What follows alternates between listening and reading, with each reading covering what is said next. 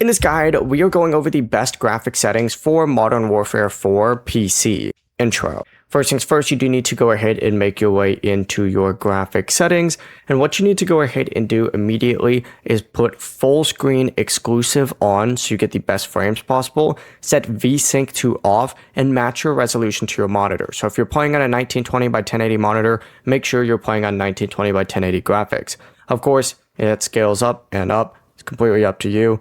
For competitive play though, keep textures around normal, set shadows, volumetrics, reflections, and other heavy effects to low, or just turn them off completely. You can turn depth of field and motion off for clearer visibility, and if you need more FPS, enable DLSS or another supported upscaling option on quality or balanced.